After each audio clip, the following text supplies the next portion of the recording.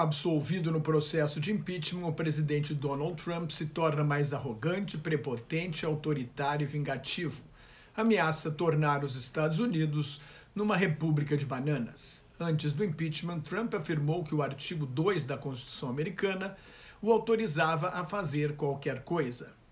A presidente da Câmara, a deputada democrata Nancy Pelosi, retrucou que ele não é rei, mas, ao ser absolvido pela bancada republicana no Senado, Trump se transformou num ditador eleito. Quando Bill Clinton foi absolvido no impeachment por mentir sobre as relações sexuais com uma estagiária, em fevereiro de 1999, pediu desculpas à nação. Trump só pensa em vingança, em perseguir quem o acusou de abuso de poder e obstrução do Congresso. Só a justiça poderia ser capaz de limitar os poderes do presidente sem limites. Mas o ministro da Justiça virou um serviçal do presidente e não do país. Na segunda-feira, o Ministério Público pediu uma sentença de 7 a 9 anos de prisão para Roger Stone, ex-assessor e amigo de longa data de Trump, condenado por obstruir uma investigação do Congresso com base no inquérito do procurador especial Robert Mueller sobre a interferência da Rússia para favorecer Trump na eleição de 2016. Stone mentiu ao depor sob juramento na Câmara e tentou impedir testemunhos que desmascararam suas mentiras. Na madrugada de ontem, o presidente atacou no Twitter, alegando erro judiciário. Os 4 procuradores federais envolvidos no caso abandonaram o processo.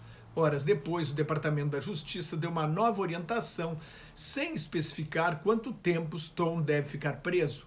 Trump congratulou o ministro da Justiça e procurador-geral William Barr por assumir o controle de um caso que, nas palavras de Trump, estava totalmente fora do controle e talvez não devesse nem ter sido levado a processo. Num país realmente democrático, o chefe do Poder Executivo não se mete em sentenças da Justiça, nem ataca pessoalmente o procurador que o indicou. É uma interferência sem precedentes, protestou Eric Holder, ex-ministro da Justiça no governo Barack Obama. William Barr foi nomeado justamente para livrar a cara de Trump no inquérito sobre a Rússia. O procurador especial não encontrou provas de cumplicidade da campanha de Trump com a manipulação eleitoral dos russos, mas citou 10 casos de obstrução de justiça do presidente. Barr resumiu o relatório em poucas linhas e tentou exonerar Trump de qualquer crime. No sistema político americano, o Departamento da Justiça não denuncia um presidente no exercício do cargo. Ele só pode ser julgado pelo Congresso num processo de impeachment.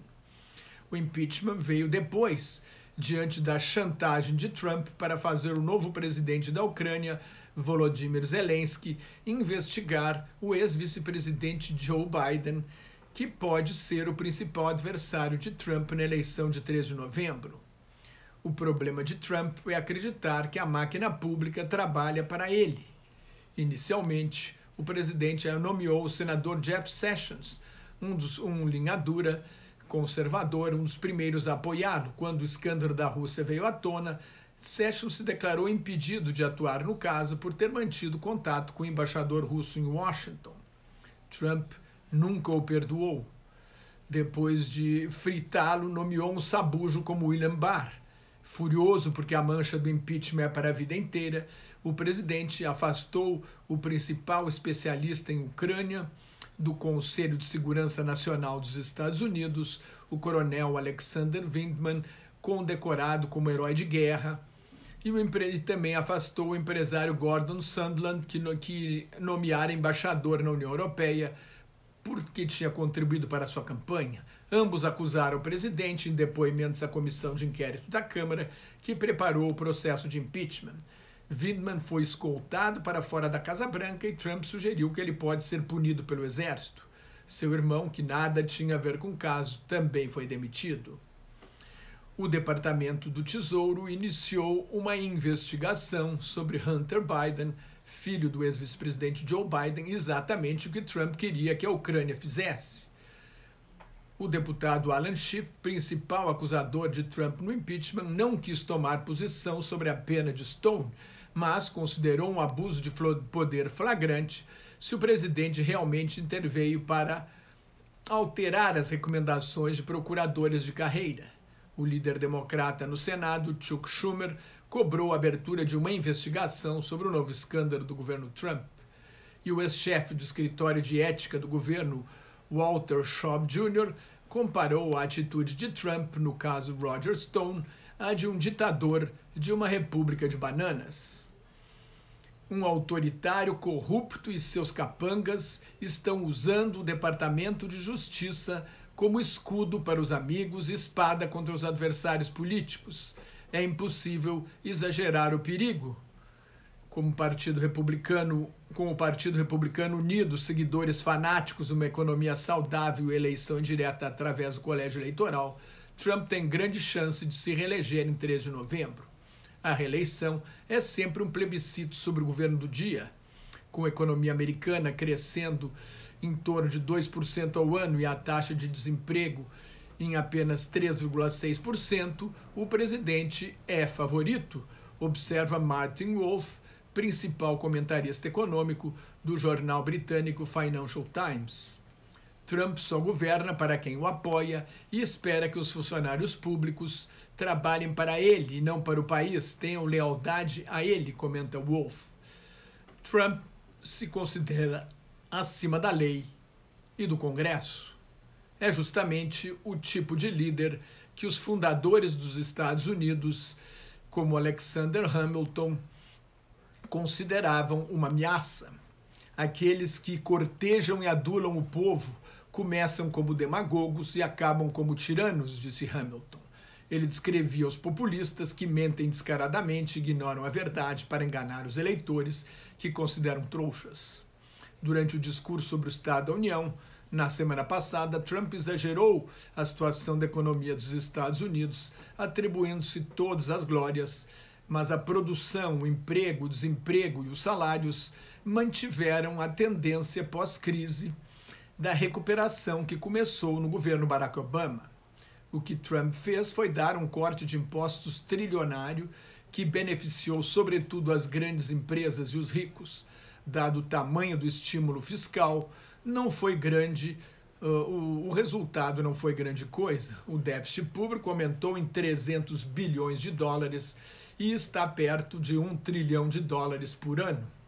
A reeleição para a presidência dos Estados Unidos de um demagogo nacionalista, um mentiroso sem qualquer escrúpulo e admirador de tiranos, terá um impacto profundo sobre o mundo inteiro, diz Wolf. A primeira ameaça é a democracia liberal nos Estados Unidos. O país tem instituições fortes, mas elas são dirigidas por homens. O que o presidente precisaria fazer para o líder do governo no Senado, Mitch McConnell, tomar uma atitude? Pergunta Martin Wolf. Isolacionista, Trump não mostra o menor apreço pelos aliados que apoiaram os Estados Unidos na criação de uma ordem internacional liberal depois da Segunda Guerra Mundial. Despreza o sistema multilateral com seu mercantilismo e unilateralismo, ataca o sistema internacional de comércio construído durante décadas por governos anteriores dos Estados Unidos, seu estilo negocista e a decisão de usar todos os instrumentos de poder disponíveis para os Estados Unidos criam um mundo instável e imprevisível para governos e empresas.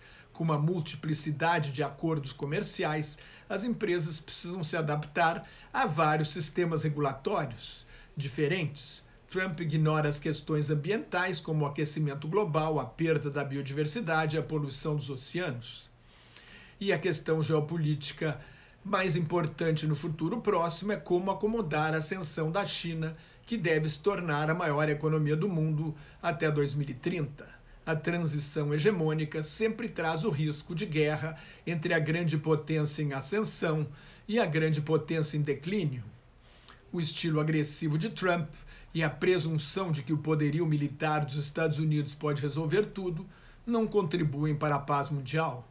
O mundo precisa de uma liderança global inteligente e cooperativa, capaz de articular soluções conjuntas para os problemas internacionais. Trump não é um líder mundial. Só pensa em si mesmo, em vez de primeiro os Estados Unidos. Na verdade, seu lema é primeiro Trump. Mais notas e comentários sobre política internacional no meu blog Globalização em Crise, que está em nelsonfrancojobim.blogspot.com, no meu Twitter e no Facebook. Muito obrigado.